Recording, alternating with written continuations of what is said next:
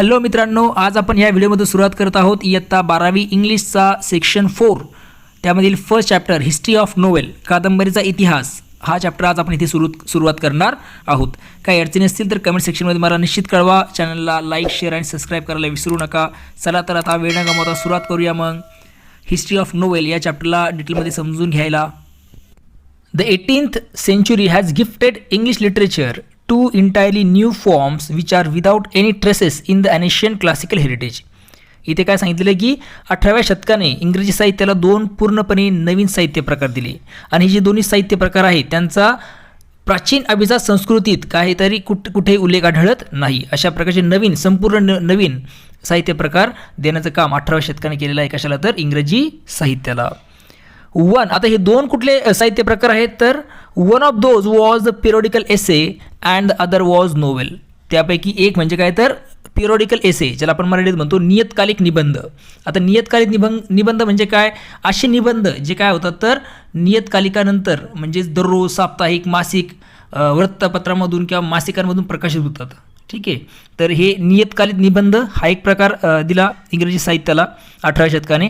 आणि दुसरा म्हणजे कुठला तर द अदर वॉज नोवेल. आणि दुसरा म्हणजे काय तर कादंबरी, ज्याला आपण म्हणतो शुद्ध मराठीमध्ये कादंबरी. हे दोन नवीन साहित्य प्रकार इंग्रजी साहित्याला मिळाले 18व्या शतकामध्ये. ठीक आहे. Both of these forms especially novel caught the spirit of 18th century as the age of intellectual, sentimental and realistic plane and tried to instruct the readers which would help them to a more purposeful and virtuous life. आता या दोन्हीपैकी कादंबरी जी आहे, विशेषतः कादंबरी, तिने काय केलं तर 18व्या शतकातील जे बौद्धिक, अंडरस्टँड, इंटेलेक्च्युअल, त्यानंतर सेंटिमेंटल मीन्स भावनिक अँड रिअलिस्टिक म्हणजे वास्तववादी काळाचा आत्मा पकडला, म्हणजे स्पिरिट पकडण्याचं काम केलं. कशाने तर नोवेलने. 18व्या शतकामध्ये हे जे आहे इंटेलेक्च्युअल, सेंटिमेंटल किंवा रिअलिस्टिक प्लेन यांचा आत्मा पकडला आणि वाचकांना शिक्षण देण्याचा प्रयत्न केला, ज्यामुळे त्यांना अधिक उद्देशपूर्ण आणि सदाचारी जीवन जगण्यास मदत झाली. पर्पजफुल आणि व्हर्च्युअस लाईफ म्हणजेच उद्देशपूर्ण आणि सदाचारी जीवन जगण्यास मदत झाली. आणि हे काम कोणी केलं तर कादंबरीने केलं. ठीक आहे, वाचकांसाठी. Since the time of its origin novel has been gaining popularity and growing gradually. आता since the time of its origin म्हणजे कादंबरीच्या सुरुवातीच्या काळापासून म्हणजे उद्यापासूनच कादंबरीची जी लोकप्रियता आहे ती सतत वाढतच गेली. ठीक आहे. Today it is recognise as the most dominant literary genre. Okay. आणि आज कादंबरीला सर्वात प्रभावी साहित्य प्रकार म्हणून ओळखल्या जातं. लिटररी जानर मीन्स साहित्य प्रकार. तो हा कसा आहे तर खूप प्रभावी अशा प्रकारचा काय तर साहित्याचा प्रकार म्हणून कादंबरीला आज ओळखल्या जातं. ठीक आहे. पुढच्या पॅसेजकडे वळूया. काय दिलं बघा. A novel is a relatively long narrative fiction which describes intimate human experiences normally in a prose form. आता कादंबरी काय आहे तर ही एक कशी तर दीर्घ कथनात्मक काल्पनिक साहित्य प्रकार आहे. लॉंग नॅरेटिव्ह फिक्शन कसा दीर्घ कथनात्मक आणि काल्पनिक साहित्य प्रकार म्हणजे कादंबरी होय. आणि यामध्ये काय दिलं असतं which describes intimate human experiences, ज्यामध्ये मानवी जीवनातील जे अनुभव आहेत त्यांचं वर्णन इथे केलेलं असतं. आणि कशा प्रकारामध्ये इन अ प्रोज फॉर्म म्हणजे गद्य स्वरूपात ते लिहिलेलं असतं कादंबरी. ठीक आहे. The present English word novel is derived from the Italian novella meaning new. आता इंग्रजीतील नोवेल जो हा शब्द आहे तो इटालियन जो शब्द आहे मूळ नोवेला या शब्दापासून बनवण्यात आलेला आहे. आणि नोवेलाचा अर्थ होतो काय तर न्यू म्हणजेच नवीन. Okay. Novel narrates a story embellishing it with. आता नोवेलमध्ये काय केलं असतं तर कथा सांगितलेली असते, नॅरेट केलेली असते. ठीक आहे, कथा. आणि ती कथा जी आहे, ती जी स्टोरी आहे ती इम्ब्लेशिंग मीन्स काय तर सुशोभित करणं, डेकोरेट करणं. आणि ही कथा कशा प्रकारे डेकोरेट केली जाते by giving more details of time. काय करून तर खूप सविस्तर अशा प्रकारे टाईम म्हणजे काळ सांगणे त्या स्टोरीचा. प्लेस म्हणजे स्थळ, नेचर म्हणजे निसर्ग, पीपल म्हणजे व्यक्ती, अँड देअर माइंड्स आणि त्यांच्या भावना. ओके. देअर जेस्चर त्यांचे हावभाव आणि ॲक्टिव्हिटीज त्यांच्या कृती यांचं सविस्तर वर्णन हे कादंबरीत केलेलं असतं. आणि अशा प्रकारे कादंबरी सुशोभित केलेली असते. इम्ब्लेशिंग मीन्स सुशोभित करणे, डेकोरेट करणे, अशा प्रकारे ती केलेली असते. It creates the picture of the society of that time. यामुळे काय होतं तर त्या काळातील समाजाचं चित्र हे स्पष्ट उभं आपल्यासमोर राहतं. Novel makes life easier to understand than a drama and poetry. नाटक आणि कवितेपेक्षा कादंबरीमुळे काय होतं तर जीवन अधिक सोप्या पद्धतीने समजून घेता येतं. आहे की नाही. नोवेलमुळे आपण चांगल्या प्रकारे जीवन समजून घेऊ शकतो सोप्या पद्धतीने.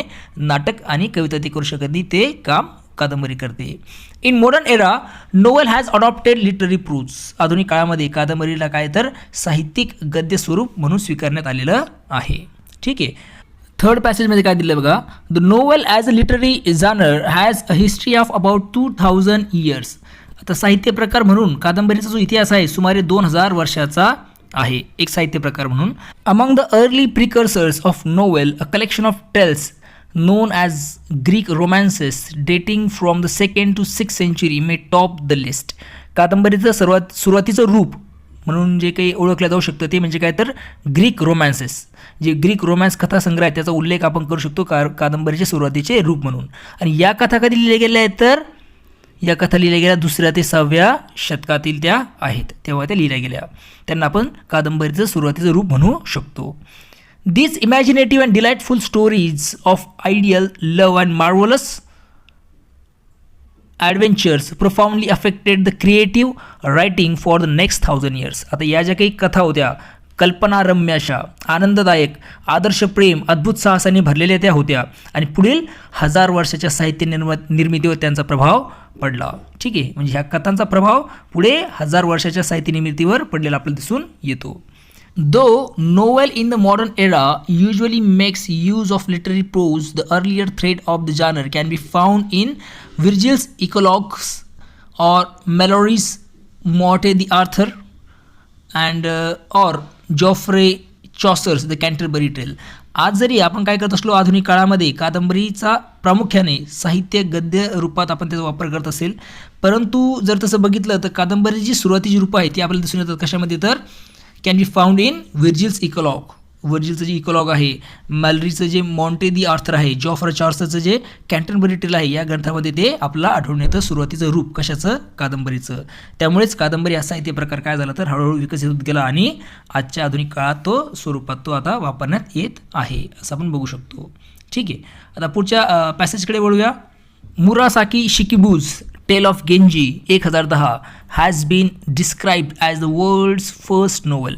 मुरासाकी शिकिबू यांनी लिहिलेलं टेल ऑफ गेंजी ही कादंबरी जी आहे ती जगातील पहिली कादंबरी मानली जाते. ठीक आहे. The European novel is often say to begin with the Don Quixote by Spanish writer Miguel de Cervantes. Okay.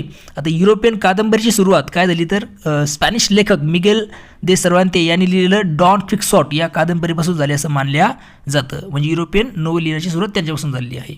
आणि ही जी कादंबरी लिहिली डॉन क्विक्सॉट मिगेल दे सर्वांते यांनी ती कधी लिहिली तर 2 भागात त्यांनी ती प्रकाशित केली. It was publish in 2 parts between 605 and 1615. 1605 ते 1615 या काळात 2 भागात त्यांनी ही कादंबरी प्रकाशित केली आणि हिला युरोपियन कादंबरीची सुरुवात म्हणून ओळखल्या जातं.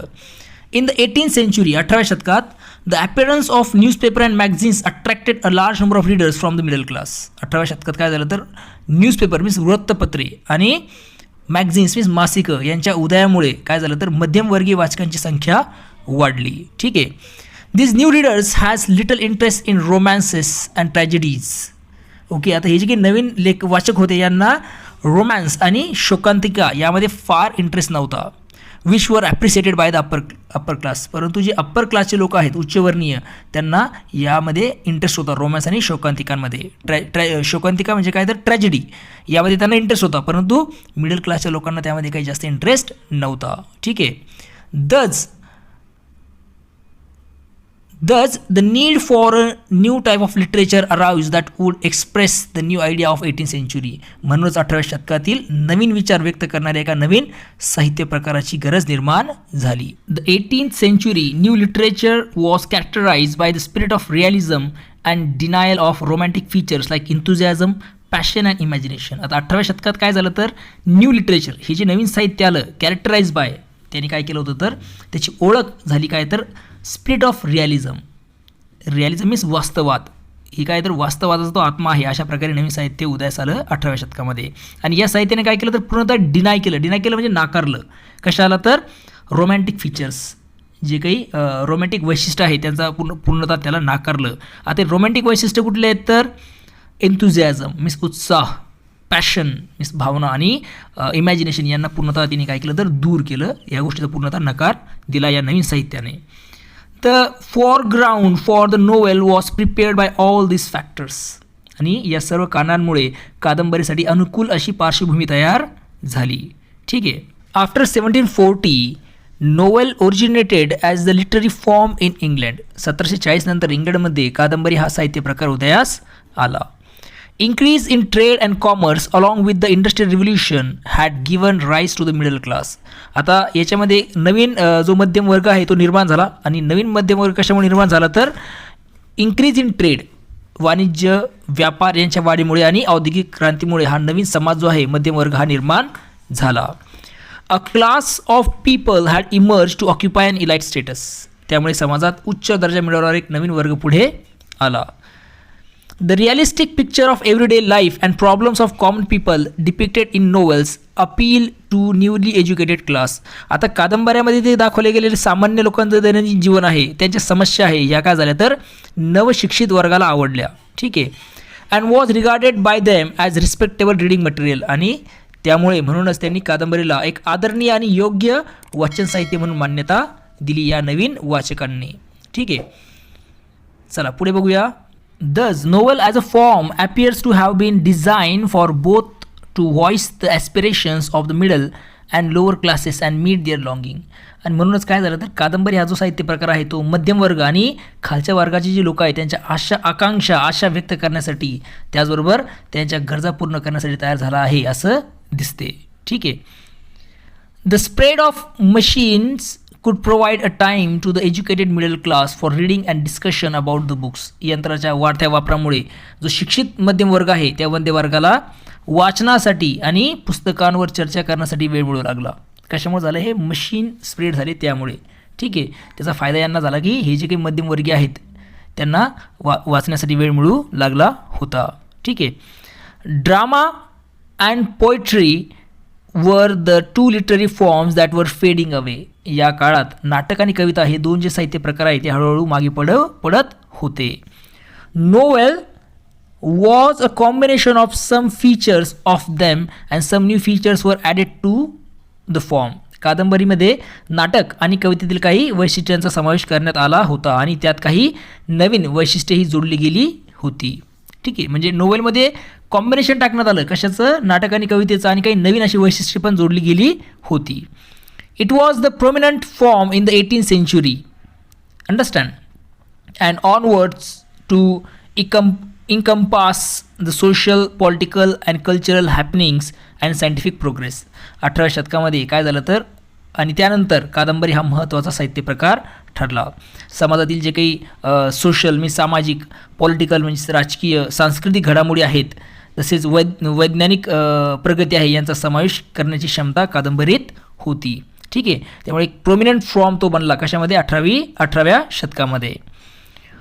The Pilgrim's Progress by John Bunyan, okay, 1678, and Oroonoko by Aphra Behn, okay, initiated the plenteous and colourful tradition of English novel. आता ही जे दोन लेखक आहेत जॉन बनियन यांनी जे पिलग्रिम प्रोग्रेस लिहिलं 1678मध्ये आणि आफ्रा बेन यांचं जे की ओरोनोकू आहे 1688, या दोन कादंबऱ्यांनी काय केलं तर इंग्रजी कादंबरीच्या समृद्ध आणि रंगबिरंगी परंपरेची सुरुवात केली. प्लेंटियस अँड कलरफुल ट्रेडिशन त्यांनी आणली इंग्रजी साहित्यामध्ये. And was followed by Daniel Defoe, Robinson Crusoe and Moll Flanders and Jonathan Swift, Gulliver Travels a famous satire. आणि त्यानंतर यांच्यानंतर कोण आले तर आणखीन दोन, डॅनियल डेफो ज्यांनी बुक लिहिले कुठले, रॉबिन्सन क्रुसो आणि मॉल फ्लँडर्स, आणि जॉनथन स्विफ्ट ज्यांनी लिहिलं गलिवर ट्रॅव्हल्स काय होतं एक फेमस सटायर, एक प्रसिद्ध असं उपहासात्मक ती कादंबरी होती. यांनी ही परंपरा पुढे चालू ठेवली यांच्यानंतर. ठीक आहे. जॉन बनियन आणि आफ्रा बेहन नंतर. ठीक आहे. त्यानंतर काय दिलं बघा. Other major novelists of 18th century are Samuel Richardson. 18व्या शतकातील प्रमुख कादंबरीकार त्यामध्ये कोणतं सॅम्युअल रिचर्डसन, त्यांनी लिहिलं पामेला, ओके, पामेला म्हणजे काय तर or Virtue Rewarded, and Clarissa, understand. Both epistolary novels. आणि ह्या दोन्ही कशा होत्या तर इपिस्टोलरी मीन्स पत्ररूप कादंबऱ्या होत्या. ठीक आहे, या कादंबऱ्या अशा लिहिल्या की ज्यामध्ये पत्राचा समावेश केला गेलेला होता. अशा त्या कादंबऱ्या सॅम्युएल रिचर्डसन यांनी लिहिल्यात. व त्यानंतर आहे बघा Henry Fielding, Laurence Sterne, understand, Tobias Smollett, हे काही 18व्या शतकातील प्रमुख कादंबरीकार होत. ठीक आहे. The tradition was enrich by many other stalwart novelist. नंतरच्या काळात आणखीन काही महान कादंबरीकार झालेत. त्यामध्ये नोवेलिस्टमध्ये Charles Dickens, okay, Walter Scott, Nathaniel Hawthorne, Horace Walpole, Thomas Hardy, Wilkie Collins, understand, आणि H.G. वेल्स, हे काही महान कादंबरीकारसुद्धा या परंपरेमध्ये आलेत. 20th century is marked by the modern topics and innovative style and techniques and widened angles of the views by the novelists like E.M. Foster. आता 20व्या शतकात काय झालं तर आधुनिक विषय, ओके, नवीन विषय, नवीन लेखन प्रकार, नवीन विचारांची काय झाली तर व्यापक दृष्टी दिसून येते 20व्या शतकामध्ये.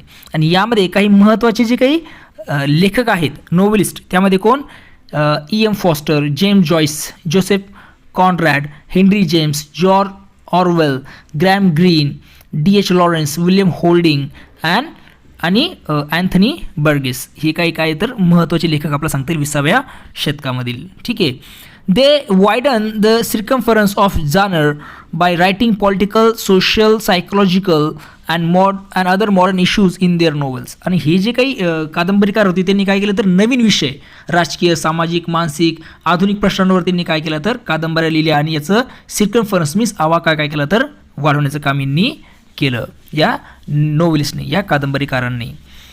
There are immigrants authors like Salman Rushdie, काही स्थलांतरित लेखक जसे की सलमान रश्दी भारतातील, त्यानंतर V.S. नायपॉल त्रिनिदाद, त्यानंतर एक Kazuo Ishiguro Japan and many others, आणि इतर लेखकांनी सुद्धा काय केलं तर इंग्रजी कादंबरीत महत्त्वाचं योगदान दिलं.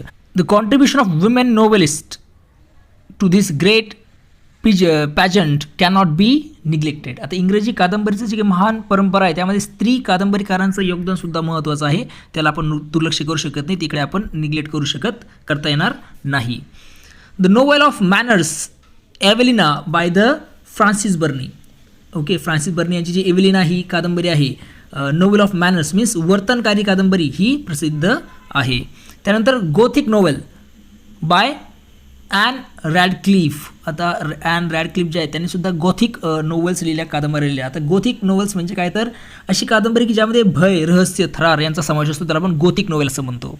तर त्या प्रसिद्ध आहेत. कोणी लिहिल्या तर दॅट इज ॲन रॅडक्लिफ यांनी. त्यानंतर दिलं बघा a novel based on science of the age Frankenstein by Mary Shelley are landmark novel. Mary Shelley यांनी लिहिलेलं जे काही विज्ञानावर आधारित फ्रँकस्टीन एक महत्त्वाची कादंबरी आहे. ठीक आहे. Jane Austen's has been ruling over the minds of people through her novels. Jane Austen यांनी काय केलं तर आपल्या कादंबऱ्यांमधून वाचकांच्या मनावर राज्य केलं आहे, हे आपल्या सर्वांना माहीतच आहे. ठीक आहे. Bronte sisters Emily and Emilian Charlotte जे आहे have created their own place by their incomparable work the Wuthering Heights and Jane Eyre. Okay. आता ब्रॉन्टे भगिनी त्यामध्ये इमिली आणि शार्लेट यांनी काय केलं तर वुदरिंग हाईट आणि जॅन एअर या अशा अतुलनीय अशी कादंबऱ्याद्वारे त्यांनी काय केलं तर स्वतःचं एक वेगळं स्थान निर्माण केलं आपल्याला दिसून येतं. Mary Ann Evans alias George Eliot wrote the novels reflecting psychological insight. आता मेरी ॲन्स इव्हॉन्स यांनी काय केलं स्वतःचं नाव बदलून लेखन केलं. जॉर्ज इलियट या नावाने त्यांना ओळखलं जातं. त्यांनी काय केलं तर नोवेल लिहिल्या, मानसिक विश्लेषण दाखवणाऱ्या कादंबऱ्या त्यांनी लिहिल्या, सायकोलॉजिकल इन्साईट दाखवणाऱ्या. ठीक आहे. त्यांचं ओरिजिनल नाव काय मेरी ॲन इव्हॉन्स, त्यांनी नाव स्वतःचं चेंज केलं ॲज अ जॉर्ज इलियट आणि कादंबऱ्या लिहिल्या. ठीक आहे. Virginia Woolf is the pioneer of stream of consciousness technique in English novel. आता इंग्रजीमध्ये व्हर्जिनिया वुल्फ यांनी काय केलं तर स्ट्रीम ऑफ कॉन्शियसनेस या तंत्राचा वापर केला आहे त्यांच्या कादंबऱ्यामध्ये आणि त्यासाठी त्यांना अग्रणी समजलं जातं, पायनियर समजलं जातं. अगाथा ख्रिस्ती क्रिएटेड हर ओन